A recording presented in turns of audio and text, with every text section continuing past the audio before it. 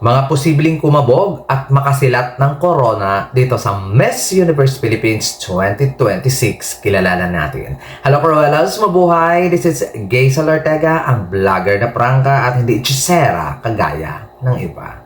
Hello! At syempre, pag-uusapan natin yung mga posible na mga candidates na makasilat ng corona dito sa frontrunner. Kasi obviously naman ang frontrunner talaga ang nangingibabaw ngayon when it comes sa performances or sa pulso ng mga tao at talagang lagi silang nangunguna sa mga activities na ginagawa ng Miss Universe Philippines 2026 organization. So ngayon, yung mga possible na susundot at makakakuha ng corona neto kung lalong-lalo na yung frontrunner ay nagpabaya sa kanilang candidacy dito sa Miss Universe Philippines. Ang iniisip kong una, Sultan Kudarat. Nung mga umpisa ng kompetisyon, talagang lumalaban naman talaga siya ng nakikipagbardagulan. Tapos, kaya lang, yung mga sumunod na activity ay parang napag-iiwanan siya at hindi talaga siya napipili na magiging frontrunner. But still, pag ang Sultan Kudarat nagbigay ng boto, pag ang Sultan Kudarat gumalaw para ipanalo ang isa sa mga botohan, which is Pina, wala tayong magagawa. Pasok sa banga talaga siya sa top 7 at posibleng makakuha ng corona. Hindi naman yan imposible kasi maganda siya, matangkad siya, malaki ang potential.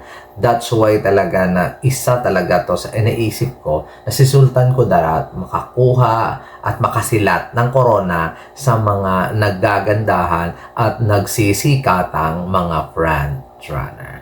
Next, na nakikita kong baka posibleng makakuha ng corona at kakabog sa competition sa Miss Universe Philippines ay si Muntinlupa. Si Muntinlupa magandang bata, magandang babae, Pilipinang Pilipine, very oriental. Hindi nakikita sa mga performances niya yung pangkabog doon sa mga frontrunner, pero gusto siya ng tao, maraming may gusto sa kanya, maganda ang mukha niya, may nagha-hype sa kanya. I think kung mag-consistent lang yon at sana maging mag-gain siya ng konting weight kasi ang payat niya talaga tingnan to the point na wala siyang laman sa stage pag umi-eksena siya. That's why siguro hindi niya masyadong napiplease yung mga tao na gustuhin siya kasi nga wala siyang ino-offer na pangabog na performance unlike sa iba, di ba? So, pero iniisip ko pa rin na potential talaga itong si Muntinlupa na makakuha din ng corona sa Empire Philippines. Next, na kandidata na posibleng makasilat ng corona dito sa Miss Universe Philippines ay si Tacloban City, Jackie Golrahani or Jackie Raj. Kakaiba yung girl na ito. Parang nag-e-enjoy lang siya. Parang wala lang sa kanya. Parang sanay na sanay siya mag-compete sa national pageant. Ganun mo yung makikita yung determination and ano ba tawag doon? Yung eagerness niya na kumabog sa competition. Lahat ng mga materialis niya amazing. Napakatalino ng babaeng ito. Performer.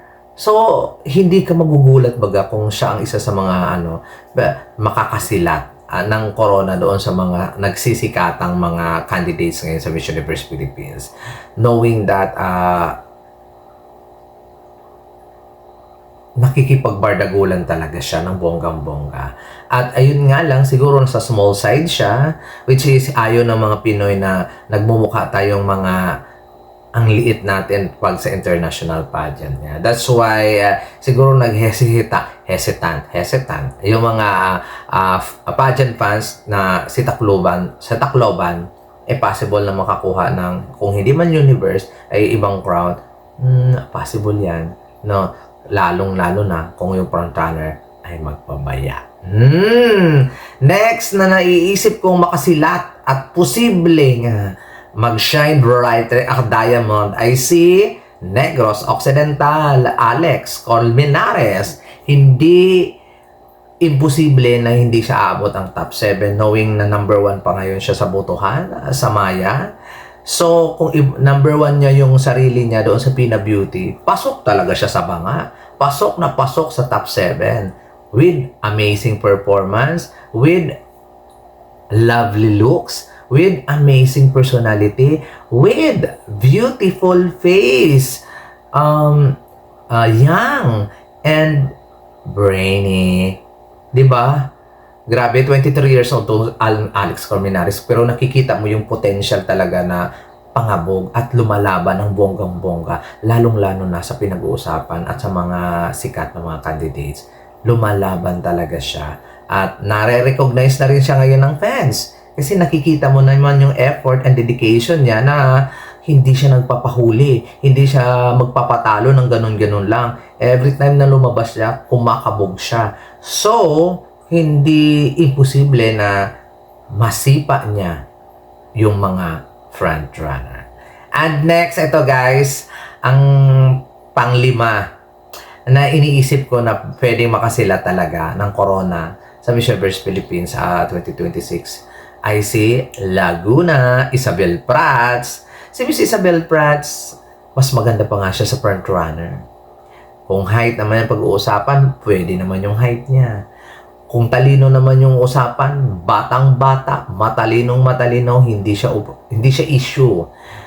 Kung performance ang usapan, lumalaban, nakikipag, bardagulan. Kaya masasabi mo talaga na pag makapasok siya, ay hindi ka talaga magtataka. Yung hindi ka, what? Hindi ka makakapagtatanong sa sarili mo, bakit siya nakapasok? Walang ganon. Kasi nakikita mo sa performance, sa eksena, sa beauty, in all aspect, ay na-check niya kagaya ng mga frontrunner. Kaya sabi ko nga talaga dito sa mga frontrunner, konting pabaya pa mga girls, I think masisilat kayo ng bata at maganda. Kasi syempre hindi natin i-underestimate yung mga frontrunner, yung quality nila, yung kung experience nila, at fan base nila. Hindi natin talaga pwedeng i-discredit yan. Yun talaga ang magpapaangat doon sa mga frontrunner. Pero itong mga nabanggit ko na 5, nako, huwag kayong tutulog-tulog, huwag kayong papikit-pikit dyan, ay posible talaga na lamunin kayo ng buo nito sa finals at magulat na lang kayo, top 15 lang kayo, at yung mga bago na nag-e-effort at dedikado manalo ng corona ay siya ang makoronahan. O, ayan guys, para sa inyo guys, sino dito sa roster ng Miss Universe Philippines ang posibleng makakuha ng corona at maungusan ang mga frontrunner dito sa Miss Universe Philippines 2026? Comment down below lang kayo at pag-usapan natin ang kandidata na posibleng makasampal, makaligwak at elbow sa mga frontrunner dito sa Miss Universe Philippines. Maraming salamat. This has been Gaysel Ortega. Paalam!